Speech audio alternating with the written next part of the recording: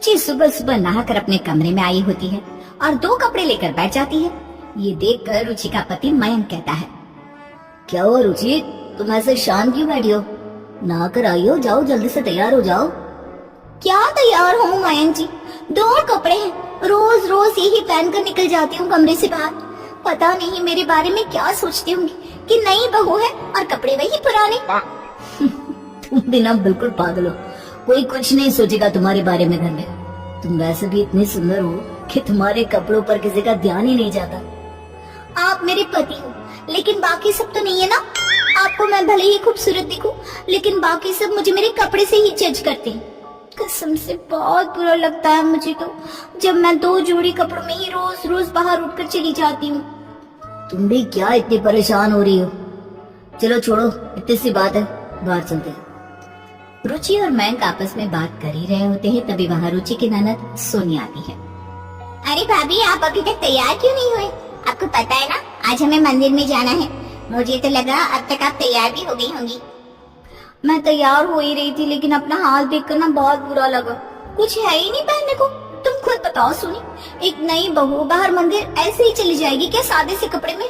लोग भी देखेंगे तो पता नहीं क्या बोलेंगे मेरे बारे में। मुझे तो लगा आपको ये सूट बड़ा प्यारा लग रहा है, इसमें क्या खराबी है?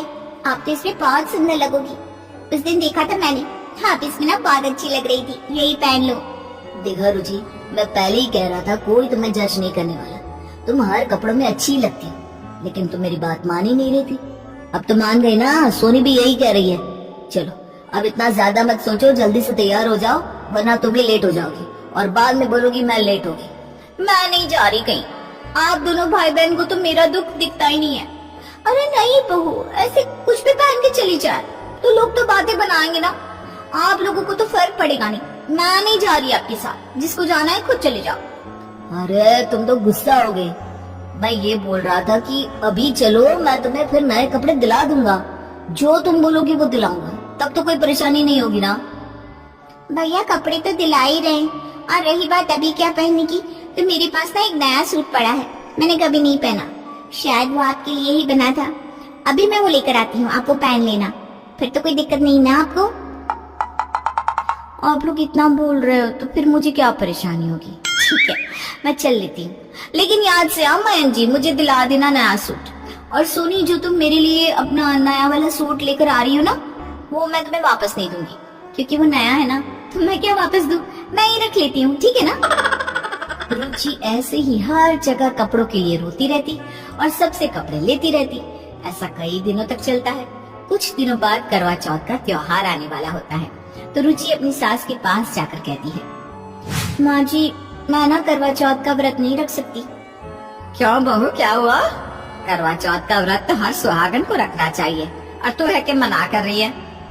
माँ जी आप ही बताओ, करवा चौथ का व्रत लाल नई साड़ी पहन कर रखा जाता है, और वो भी दिन में अलग पहनी जाती है, रात के समय अलग। लेकिन मेरे पास तो कुछ है ही नहीं, और ना ही इन्होंने मुझे पैसे दिए कुछ नया लाने के लिए।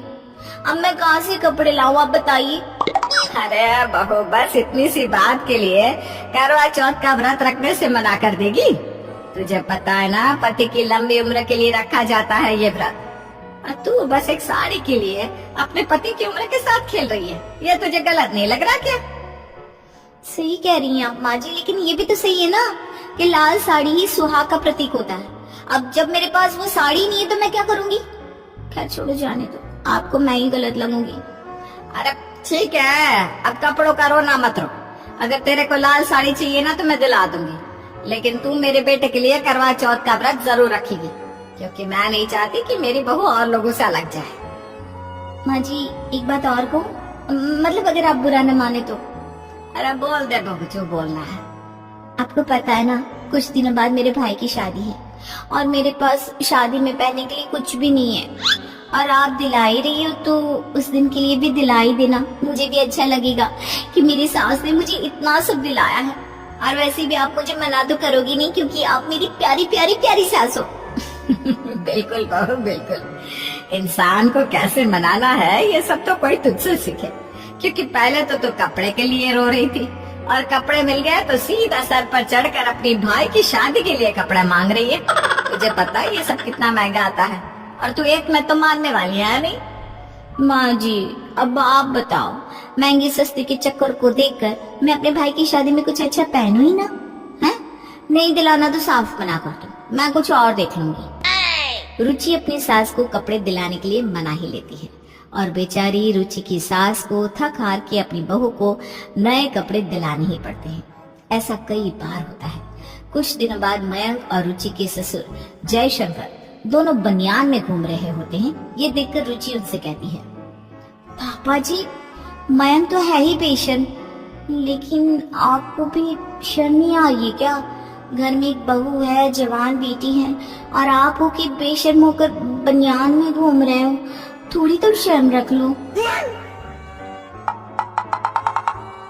इसमें शर्म वाली क्या बात है? जब हमारे पास पैसे ही नहीं कपड़े खरीदने के, तो बनियान में घूमना ही पड़ेगा ना। और मुझे तो ऐसा भी लग रहा है कि आज बनियान में घूम रहे हैं, कल को नंगे घूमते नजर आएंगे हम दोनों। आप दोनों बैंक में अच्छी नौकरी करते हो और इतने पैसे कमा लेते हो कि कोई मांगने आ जाए तो देते थक जाओ, तो पैसे कम ना हो। और आप दोनों ये कह रहे हो कि पैसे नहीं है? अरे पागल किसे बना रहे हो? मैं भी इसी घर में रहती हूँ, सब देखती हूँ। बहू मयंक बेटा गलत कहाँ बोल रहा है? अब तुम खुद बताओ, सारे पैसे तो तुम्हारे नए नए कपड़े खरीदने में चले जाते हैं, फिर भी तुम्हारा रोना बंद नहीं होता। और हम यहाँ 2 शर्ट में पूरा महीना गुजार ले, फिर भी कभी शिकायत नहीं करते। और अब तो वो खरीदने तक के पैसा नहीं है। कोई बात नहीं रुचि, तुम इतना परेशान मत हो। हमारा क्या है, हम तो अपना काम बनियान में भी चला लेंगे, लेकिन हम तुम्हें ना रोज नए कपड़े दिलाएंगे। बिल्कुल, अब तो कोई परेशानी नहीं है ना तुम्हें? और अगर है तो पहले बता देना, हम बनियान पहनना भी छोड़ देंगे अब। अपने पति और ससुर की बात सुनकर रुचि का मुंह बंद हो जाता है और वो चुपचाप अपने कमरे में चली जाती है। अपने पति और ससुर को ऐसे कई दिनों तक बनियान में घूमते देखकर रुचि को काफी बुरा लगता है। और ऐसे ही कुछ दिनों बाद रुचि सबके पास जाकर कहती है, आप लोग सही कह रहे हो, मुझे बिना बात इतने कपड़े नहीं लेने चाहिए। मैंने सारी अलमारियां भर दी, फिर भी मेरे नए कपड़े लेने का भूत नहीं उतरा। मुझे माफ कर दो, अब आगे से ऐसे कभी नहीं करूंगी। जसलीन एक खूबसूरत मॉडल है। उसकी सुंदरता का चर्चा इस कदर है कि वो जहाँ जाती है उसकी तारीफ उससे पहले वहाँ पहुँच जाती है। जसलीन 4 साल से गौरव के साथ रिलेशनशिप में है। गौरव एक बिजनेसमैन है और जसलीन से शादी करना चाहता है। एक दिन गौरव ने जसलीन को मिलने बुलाया। जसलीन, तुम तो इतनी बिजी रहती हो कि तुम्हारे पास मुझे मिलने का भी टाइम नहीं होता। आपको पता है ना गौरव, मैं शूट में बिजी रहती हूँ, इसलिए टाइम नहीं मिल पाता। वैसे आपको मुझसे कोई जरूरी बात करनी थी ना? जसलीन, मेरे घर वाले मुझसे 2 साल से शादी के लिए बोल रहे हैं और मैं उन्हें बार बार टाल रहा हूँ, लेकिन अब मैं उन्हें और मना नहीं कर सकता। जसलीन गौरव की बात काटते हुए कहती है, क्या गौरव, आपने फिर से शादी का राग आलापना शुरू कर दिया? हमारी इस बारे में पहले बात हो चुकी है ना? मेरा करियर पीक पर है, मुझे बहुत सारी कंपनी के मॉडलिंग प्रोजेक्ट्स मिल रहे हैं। मैं शादी करके किसी तरह का कोई रिस्क लेना नहीं चाहती। जसलीन, किसने कहा कि शादी के बाद करियर बर्बाद हो जाता है? मैं तुम्हारे लिए जो बेस्ट होगा वो करूंगा, बस तुम शादी के लिए हाँ कर दो। मेरी परेशानी समझने की कोशिश करो। मेरी माँ ने लड़कियां देखना भी शुरू कर दिया है, पर मैं तुमसे शादी करना चाहता हूँ। प्लीज जसलीन, शादी के लिए हाँ कर दो। गौरव के बार बार समझाने पर जसलीन ने शादी के लिए हाँ कर दी। दोनों की शादी धूमधाम से हो गई। कुछ दिन सब कुछ ठीक चलता रहा, लेकिन एक दिन जसलीन की सास सुमित्रा देवी ने अपने बेटे और बहू से कहा, तुम दोनों की शादी की सभी रस्में अच्छी तरह से निपट गई और तुम दोनों अपने अपने कामों में दोबारा व्यस्त हो गए, लेकिन मैं दिन भर अकेली रहती हूँ, इसलिए तुम दोनों मुझे एक पोता दे दो ताकि मेरा भी दिल लगा रहे। अपनी सास के मुंह से बच्चे की बात सुनकर जसलीन गुस्से से तमतमा उठी और बोली, माँ जी कैसी बात कर रही हो? बच्चा अभी से? ये पॉसिबल ही नहीं है। अरे क्या हुआ जसलीन, तुम इतना क्यों भड़क रही हो? माँ ने ऐसा क्या कह दिया जो तुम्हें इतना गुस्सा आ गया? देखो गौरव, तुम्हारे कहने से मैंने शादी तो कर ली है, लेकिन बच्चों के झंझट में मैं नहीं पड़ने वाली। मैं एक मॉडल हूँ, बच्चों के चक्कर में आकर अपना फिगर खराब नहीं करना है मुझे। ये कहकर जसलीन गुस्से से वहां से चली गई। बेटा, तू ही समझा अपनी पत्नी को, आज नहीं तो कल तो बच्चा करना ही है ना। तुम दोनों की उम्र बढ़ती जा रही है और अधिक समय हो गया तो बच्चे होने में भी बहुत दिक्कत होगी। समझ रहा है ना बेटा मेरी बात? हम आप चिंता मत करो। वो आपने अचानक उससे बच्चे की बात की ना, इसलिए उसे गुस्सा आ गया। मैं उसे समझाऊंगा। आपकी बहू बहुत समझदार है, आप चिंता ना करो। गौरव ने माँ को तो समझा दिया, लेकिन खुद चिंता करने लगा कि जसलीन को कैसे समझाएगा। वो शादी के लिए इतनी मुश्किल से मानी थी, अब बच्चे के लिए। एक दिन मौका पाकर गौरव ने फिर से जसलीन से बात करने की कोशिश की। जसलीन, तुम्हारा काम कैसा चल रहा है? सब ठीक तो है ना? अगर मेरी कोई मदद की जरूरत हो तो बता देना। थैंक यू माय लव, अगर कोई हेल्प चाहिए होगी तो बता दूंगी। वैसे सब कुछ ना बहुत बढ़िया चल रहा है। अच्छा तो अब ये बताओ, तुमने क्या सोचा है? किस बारे में? अरे बच्चे के बारे में। और किस बारे में? गौरव, आप दोबारा वही बात क्यों कर रहे हो? मैं इस बारे में कोई बात ही नहीं करना चाहती। लेकिन जसलीन, आज नहीं तो कल हमें बच्चा करना ही है ना। जितना लेट करेंगे उतनी ही ज्यादा परेशानी होगी। गौरव, आप मेरी बात को समझ क्यों नहीं रहे हो? अभी मुझे बहुत काम मिल रहा है।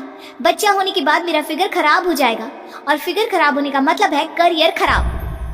बच्चा होने के बाद तुम दोबारा मॉडलिंग शुरू कर देना। और वैसे भी अब तुम्हें काम करने की क्या जरूरत है? तुम्हें जो चाहिए मुझसे बोलो, मैं तुम्हारी सारी डिमांड पूरी करूंगा। बच्चा होने के बाद कौन मुझे काम देगा? एक मॉडल